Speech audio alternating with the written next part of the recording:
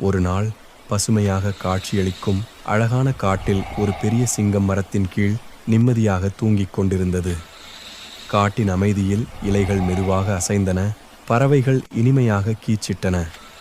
அந்த நேரத்தில் ஒரு சிறிய எலி அங்கே ஓடிக்கொண்டே வந்து சிங்கத்தின் மேல் ஏறி விளையாடத் தொடங்கியது. சிங்கம் திடீரென விழித்து கோபமாக கர்ஜித்தது.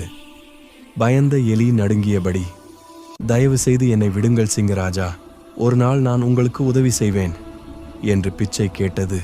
சிங்கம் சிரித்துக்கொண்டே, "எலியால் என்ன உதவி கிடைக்கும்" என்று நினைத்தாலும் அதை விடுத்துவிட்டது. அதற்கு பிறகு சில நாட்களில் ஒரு வேட்டைக்காரன் சிங்கத்தை பிடிக்க வலை போட்டு வைத்திருந்தான்.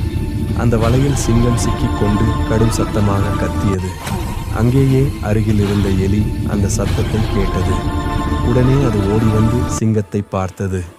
எந்த யோசனையுமின்றி எலி தன்னுடைய கூர்மையான பற்களால் கயிற்றை கடித்து சிங்கத்தை விடுவித்தது. சிங்கம் மகிழ்ச்சியுடன், "நன்றி என் சிறிய நண்பா" என்று கூறியது.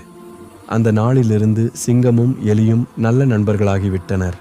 பெரியவனாக இருந்தாலும் சிங்கம், சிறியவனாக இருந்தாலும் எலி, அவர்கள் ஒருவருக்கொருவர் மதிப்பளிக்கத் தொடங்கினர்.